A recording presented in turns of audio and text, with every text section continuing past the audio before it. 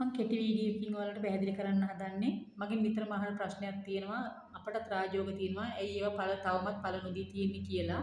ඉතින් මම ඔයාලට කියන්න කැමතියි සමහර රාජයෝග තියෙනවා රාජයෝග විදිහට පෙනුනට ඒවා රාජයෝග බවට පරිවර්තනය වෙලා නැහැ. මොකද හේතුව භාවයෙන් ඒ යෝග අහිමි වෙලා තියෙනවා. ග්‍රහයෝ මාරු වෙලා ඉන්නවා.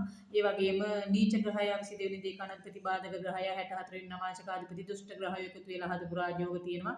ඒ රාජයෝගවලත් බලයක් නැහැ.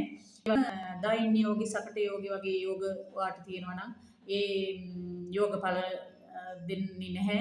ඒ වගේම තමයි රාජයෝගයේ ඔබේ ක්‍රියාත්මක නම් ඇක්ටිව් තත්ත්වයේ තියෙනවා නම් මේ ඔබට මහ දසාවක් අතුරු දසාවක් වී දසාවක් අනිවාර්යෙන් එන්න ඕනි ඒ රාජයෝගයේ ඵල දෙන්න නම්.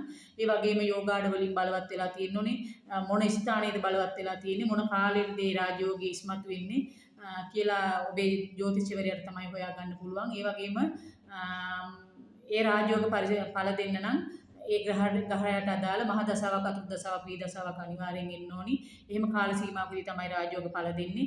ඒ වගේම මහා පරිවර්තන යෝග තියෙනවා. ඒවා හොඳ තත්ත්වයේ තියෙන රාජයෝග.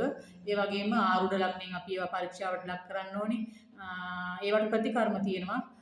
රාජයෝග ඵල දෙන්න නම් ඔබ ඉෂ්ට දේවතාවෝ නම දෙන්නේ නැතුව ඇති. ඔබේ ඉෂ්ට දේවතාවෝ කෙනෙක් ඉන්නවා. ඒක සොයා ගන්න දන්නේ ඔබේ ජ්‍යොතිෂවරයා. මම පැහැදිලි කරන්නේ ඒක මොකද ජ්‍යොතිෂයේ දැනුමක් නැති අයට ඒක හොයා ගන්න අමාරුයි. ඔබේ ජ්‍යොතිෂවරයා මුණ ගැසී ඔබේ ඉෂ්ට දේවතාවෝ දැනගෙන ඒ ඉෂ්ට දේවතාවුන්ට අදාළ මන්ත්‍ර තන්ත්‍ර තියෙනවා.